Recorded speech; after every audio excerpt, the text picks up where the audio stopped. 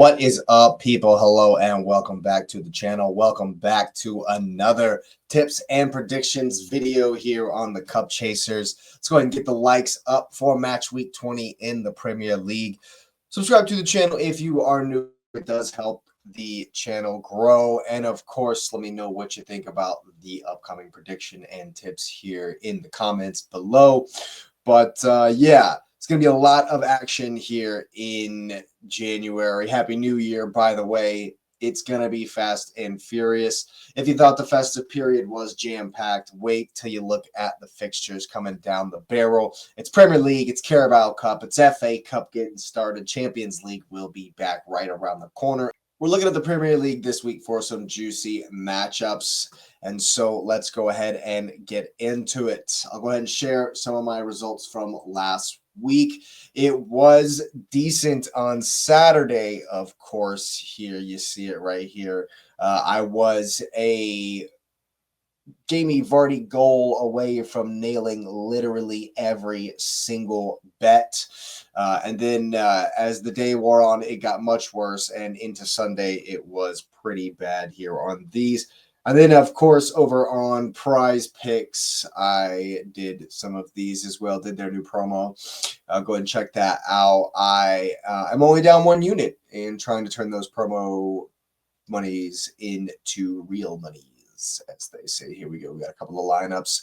Been trying a couple of different strategies to make some loot here to, capitalize on my knowledge that I've built up over the years. And so, we'll go ahead and jump into match week 20 in the Premier League. First up, as we like to go chronological, is the Tottenham Hotspur versus Newcastle United. It's the lunchtime kickoff on Saturday. Spurs looking shaky, but Newcastle are flying. This high line is going to get ripped to shreds by Newcastle, but Spurs are good for a goal at home as well, so both teams to score is definitely not a bad bet. Knee-jerk is obviously the money line for Newcastle, and the over should probably hit as well. It's a good bet just to do that by itself. If you put them both together, actually, it was getting 275 on DraftKings if that's where you want to go. Look to Dominic Solanke and Kulusevski on the Spurs side to get the shots. Isak to get the shots, or of course, anytime goal scorer for Mr. Isak. If you're feeling froggy, he is the most likely. Guimaraes will foul someone in this game. If you're going on the Prize Picks ones, that's something to look for as well. Like I say, the money line for Newcastle and the over is probably going to hit as well. My safe bet is both teams to score and over 3.5. Didn't do the money line for Newcastle because Spurs are Spursy and could do something crazy. But if you're feeling froggy, your bet is looking at the Newcastle money line, both teams to score over 3.5. Isak to get 1 or 2 shots, 1 on target and 2 in total is probably a good bet. Alrighty, moving on quickly up to Bournemouth versus Everton. This one is definitely going to be a tight matchup.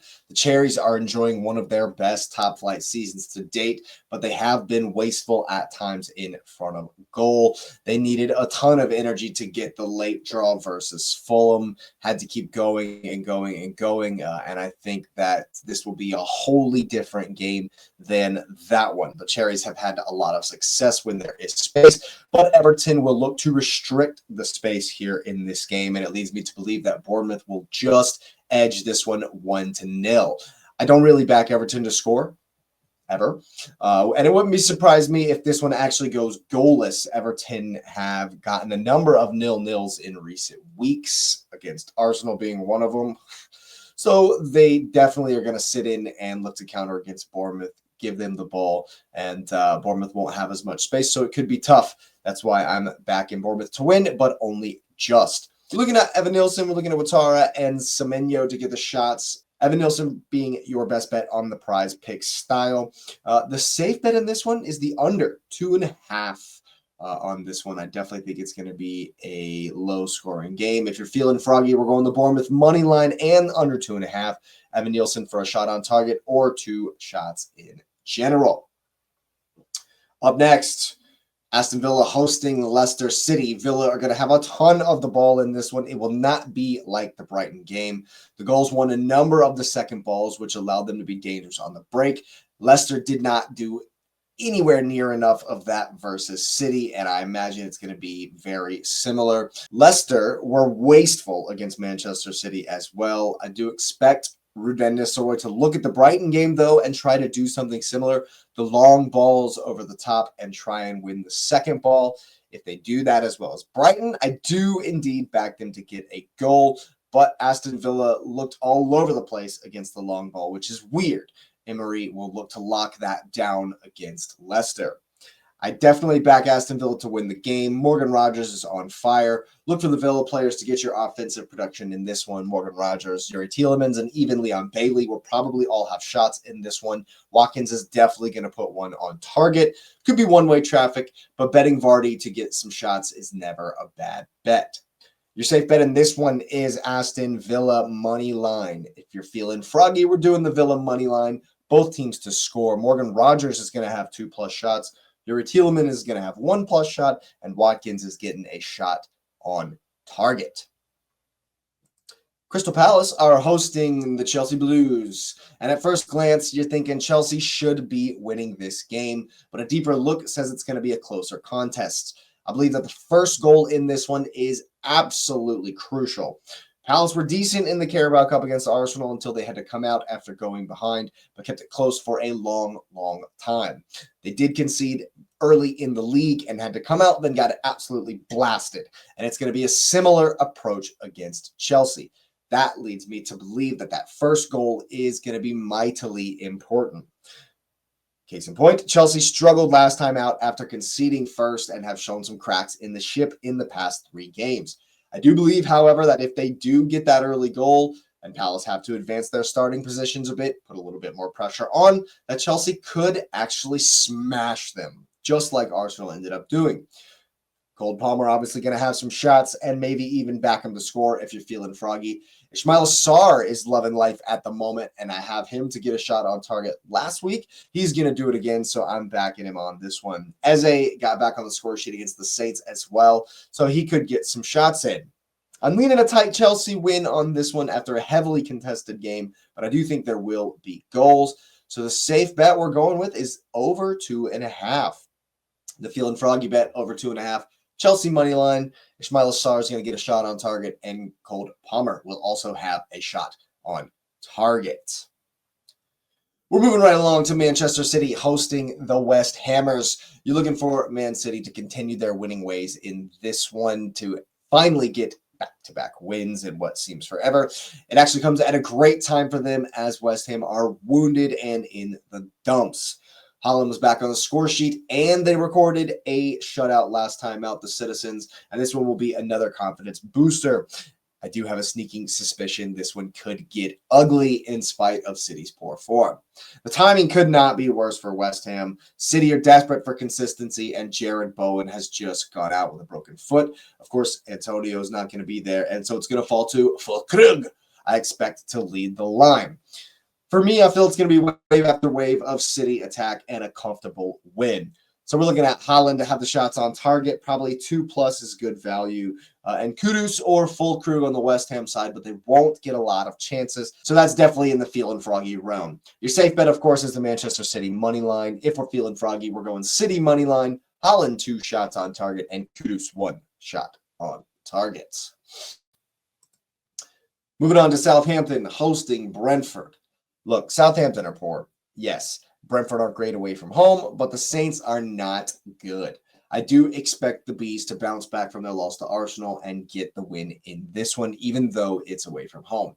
Southampton are not as open as they were under the previous manager, but they still have not recorded a win and have not looked great in those 2 games under the new manager. I do expect it to be open as Brentford enjoy playing with the ball and, putting the passes together, trying to attack. And so I expect that Mbeumo and Wissa are definitely going to be putting up some numbers in this one. Tyler Dibbling, of course, is having a fantastic season for Southampton, maybe the only bright spot, and I do back him to maybe get a shot, maybe a shot on target. Who knows if we're feeling froggy. Also, I think Brentford are going to go back to their 3 up top formation. So Sharda might come back in and he might be a shout for some shots as well. But I definitely think that Brentford are going to win this game. So your safe bet is the Brentford money line. And your feeling froggy bet is going to be Dibbling 2 shots, Mbuemo 2 shots, and Wissa 2 shots. And then if you add the Brentford money line on FanDuel, you're getting like over 700. It's going to be amazing odds for your feeling froggy bet there. The Arsenal travel to Brighton, the Amex Stadium, and currently Brighton are not in a good place, having drawn 4 and lost 1 in their last 5, and it was a particularly bad result to Crystal Palace, where they were abysmal at home. However, they're still a dangerous team in attack with the likes of João Pedro and Matoma and Adingra, especially being buoyed by that last-minute goal at Aston Villa. In addition, Jurriën Timber is serving a suspension from having 5 yellows, which means I have a sneaking suspicion Mikel Arteta is going to play Thomas Partey at right back, which is awesome for Brighton. We'll still look to stifle them. It'll still be a typical approach for Mikel Arteta, but I expect him to have some chances on the break, especially getting into the spaces behind Thomas Partey. That's why, for me, I'm hoping and praying that Arsenal do get the 2-1 win. Looking for Gunners to just edge it. As far as offensive production, we're looking at Jesus and maybe Havertz. Havertz was sick, so he might be back in the team. Jesus is going to have shots. I would look to him more than Havertz. And Matoma and Pedro are probably going to have some shots as well. This one could be a little bit back and forth, especially if it goes the same way that some of Arsenal's recent games have, and Brighton get, first goal or first real dangerous attack and kind of send a shot across the bow. But I do think that the safe bet is the Arsenal money line. I do think Arsenal are going to have enough to get the job done. And if you're feeling froggy, we're going for Jesus, 1 shot on target. Matoma to have 2 shots and Pedro to have 2 shots in general. And I guess you could add the Arsenal money line in there as well if you're feeling froggy. Alrighty, next up is Fulham versus Ipswich. My knee jerk is a Fulham win in this one, despite Ipswich obviously being buoyed by the 2-0 over Chelsea. Liam Delap is going to be a handful, but I do expect it will be a lone man job up there like it was against the Blues. It's going to be a similar game plan from Ipswich, I'm thinking, and I doubt that they're going to give Fulham a whole bunch of space in this one. Fulham are on fire, playing well, and it could result in them dumping in crosses and having shots from the outside as they try to break down the low block. I'm looking at Iwobi to get some shots, Jimenez to definitely get some offensive production as well. Liam Delap on the other side is who you're looking at to maybe get a shot or two. But I am thinking that Fulham are going to get the job done at home. Not that Ipswich's win against Chelsea was a blip. They do have it in them to give teams some trouble. But if they come out at all against Fulham, I expect Fulham to rip them apart. So I'm going with a Fulham win on this one. So your safe bet is going to be the Fulham money line. And your feeling froggy bet is Raul Jimenez to have a shot on target, Alex Iwobi to have 2 shots, and Liam Delap to get a single shot on target at least. All righty, we've come to the game of the weekend, the one I'm looking forward to immensely. There is a 10-0 loading. United's only hope is if they bring more energy than we've seen them bring all season long. The space in behind the wing backs is going to be exploited horrifically. Salah in behind, Trent's cross for your balls. This could get really ugly. Look for the pool attackers to get the offensive output. Get Salah to score or assist is actually a great bet at any time. Diaz and Jota and Gakpo are going to get some shots. I would actually wait for the Liverpool lineup to see if it's Diaz or Jota down the middle. And whoever is, they're going to have some shot. They're going to have at least 1 shot on target, I'm saying. Gakpo is probably going to start on the wing again, so I expect him to have some shots. If you're feeling froggy, you could do some defensive stats for Harry Maguire, I suppose. Probably he'll get a foul, or there'll be maybe 2, maybe 3 tackles if you're looking at the prize picks. Yeah, this one straight up is going to be a Liverpool win. Look, I'm praying that United do something anything, but I honestly expect Pool to slap them silly. So your safe bet is the money line for Liverpool, and your feeling froggy bet is Salah to score at any time. Your money line for Pool, Diaz or Jota to have that shot on target, and Gakpo to have 2 shots. It's a pretty good value if you ask me. Wolves versus Forest is the last game of the weekend. The big news here is that Mateus Cunha will be serving the first of his 2-game ban. And of course, Larson did step up last time to get the draw at Spurs, but there was space at 3-point lane, and there will be no space versus Nottingham Forest.